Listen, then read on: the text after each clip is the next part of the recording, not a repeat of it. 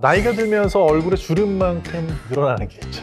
바로 매일 챙겨 먹어야 되는 약의 가지수입니다. 약뿐만 아니라 건강기능식품까지 하면 정말 종류가 많아지는데요. 유산균, 비타민, 오메가3, 혈압약, 당뇨약, 관절염약, 약을 매일 습관처럼 복용하시는데도 불구하고 내가 먹는 약 제대로 알고 먹는 분이 드뭅니다. 오늘 건강 읽어드립니다에서 약발 잘 받는 약 먹는 법을 알려드리겠습니다.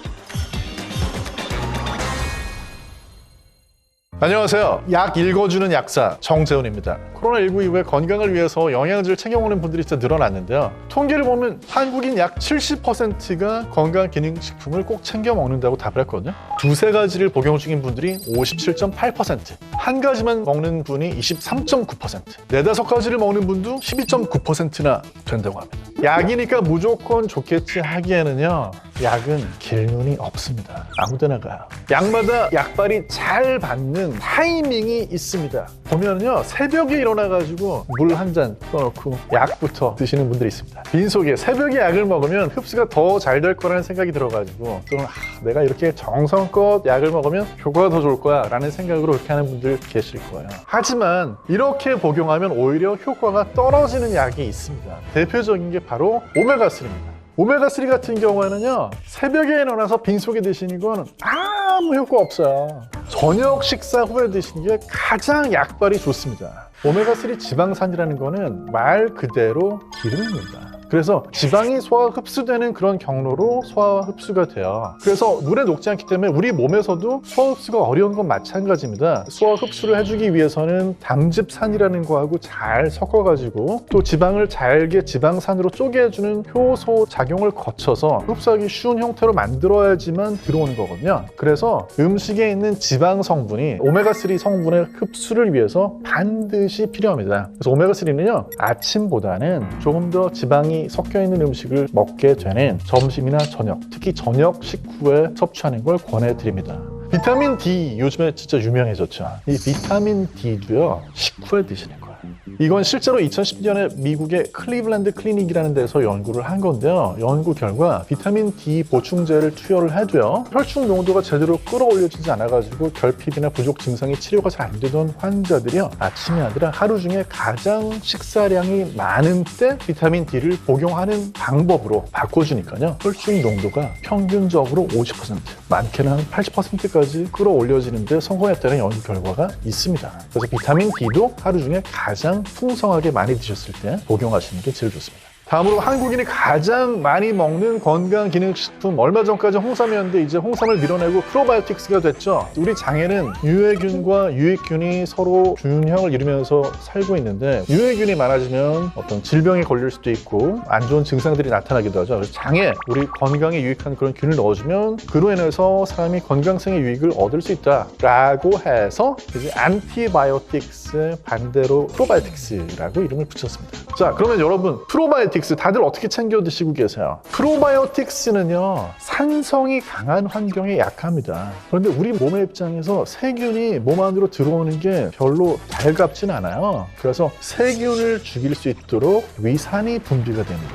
근데 여기에 파괴되지 않고 살아남아서 장까지 안전하게 도착해서 거기에 정착을 하려면 식전에 먹는 게 제일 좋습니다. 근데 식전에 먹어서 보내놓고 나서 걔들의 먹이가 되는 걸 또 하나도 안 드시면 아무 도움 안 되잖아요. 그래서 식전에 먹고 나면 음식으로 채소나 과일 같은 프로바이오틱스 먹이가 되는 이런 것들을 풍부히 공급해 주시는 게 좋습니다. 근데 영양제나 건강기능식품이라고 하루에 20알씩 먹는다고 해서 무조건 좋은 게 아니거든요. 그래서 성분이나 어떤 기능성 물질이 중복되진 않는지, 또는 일일 섭취량에 맞게 섭취하고 있는지를 잘 살펴보고 먹는 게 중요합니다. 특히 지용성 비타민인 비타민 A가 또는 베타카로틴이 과잉으로 들어있는 거를 복용하지 않도록 주의해야 되는데요. 보통 이제 종합 비타민 보시면 거기에 비타민 A나 베타카로틴이 들어있는데 또 그거 말고 눈 영양제 따로 챙겨 드시잖아요. 근데 눈 영양제도 보시면 베타카로틴이나 비타민 A가 들어있어요. 비타민 A는 하는 역할이 비타민 D하고 약간 반대작용할 때가 있어요. 비타민 D는 뼈를 튼튼하게 해주기 때문에 칼슘하고 함께 많이 드시잖아요. 비타민 A 과잉은 골다공증 위험을 높일 수 있어요. 그리고 폐암 발병률을 증가시킬 수도 있습니다.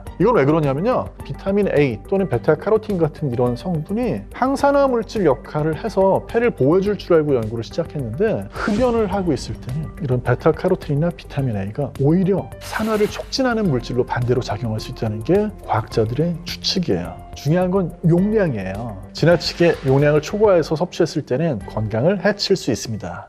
그 밖에도 타이밍이 정말 중요한 약들이 있는데요, 감기약이나 알레르기 비염 약 중에 흔히 비충혈 제거제라고 하는 약 성분이 들어있거든요. 이 약 성분은 사람의 교감신경을 흥분시킵니다. 그래서 어떤 분들은요, 감기약 먹고 나서 사람이 좀 공격적이 되거나 짜증을 잘 내요. 그 감기약 속에 들어있는 비충혈 제거약 성분이 중추신경으로 들어가게 되면 경우에 따라서 그렇게 사람을 좀 흥분시키고 자극할 수 있는 거죠. 그런데 밤에 잘 때 이런 성분이 우리 뇌에 들어가면 어떻게 될까요? 생생한 꿈을 꾸거나요, 악몽을 꿀 수 있어요. 코 막힌 걸 뚫어주는 약 때문에 오히려 수면이 방해를 받을 수 있는 겁니다. 그래서 감기약 중에서도 이런 식으로 비충혈 제거약이 들어있는 약들은요, 가급적이면은 자기 전에는 복용하지 않는 게 좋습니다. 만약 약 먹는 걸 깜빡했을 때는 어떻게 될까요? 약 먹는 걸 깜빡하는 경우가 정말 실제로 많이 있거든요. 저도 아침에 알레르기 비염약을 먹었는지 안 먹었는지 헷갈릴 때가 있습니다. 약을 깜빡 잊은 걸 깨달았을 때 그 시간이 중요합니다. 만약에 다음번 복용할 때가 더 가까웠다, 그러면 잊어버리시고 그냥 다음번에 약을 그대로 복용하시는 게 좋습니다. 근데 만약에 약을 복용을 깜빡한 시간이 다음번보다는 앞에 더 가깝다, 그때 그냥 바로 복용하시면 됩니다. 이거는 일반적인 원칙이고요. 여성분들이 복용하시는 피임약이라든지 어떤 특정한 약에 따라 가지고는 복용하는 일정이 좀 달라질 수 있어요. 그래서 이걸 내가 먹어야 될지 말아야 될지 불확실할 때는요, 그 약을 구입한 약국에 전화하셔가지고 물어보시는 게 좋습니다. 그런데 제일 주의하셔야 되는 건 뭐냐면, 약 복용하는 걸 깜빡했어요. 다음 날이 됐어요. 어제 안 먹었으니까 2배로. 그러면 큰 문제가 생길 수 있습니다. 혈압약을 원래보다 2배로 드시면요, 갑자기 혈압이 떨어지니까 그것 때문에 현기증이 생긴다든지 기절할 수도 있어요. 또 만약에 갑상선 호르몬제처럼 공복에 흡수가 잘 되는 그런 약, 이 약을 깜빡 잊었다가 밥 먹고 나서 생각이 났다, 그래서 그때 드셔가지고는 아무 효과가 없을 수도 있죠. 그래서 갑상선 호르몬제를 깜빡했다라고 하는 그런 경우에는 식전 1시간이라든지 또는 식후 2시간, 즉 공복일 때 드시는 게 좋습니다. 자, 우리가 공복인지 아닌지 어떻게 알 수 있어요? 배를 만져보셨더니 배가 나와 있네요. 이걸로는 확인할 수 없습니다. 느낌이 배가 찬 것 같아요? 이걸로는 몰라요. 식사하기 1시간 전 또는 밥을 먹고 나서 식후에 2시간 정도가 지났을 때가 공복이라고 생각하시면 편리합니다. 평상시에 매일같이 복용해야 되는 그런 약의 경우에는 스마트폰이나 달력에 기록을 해두시는 게 좋겠죠.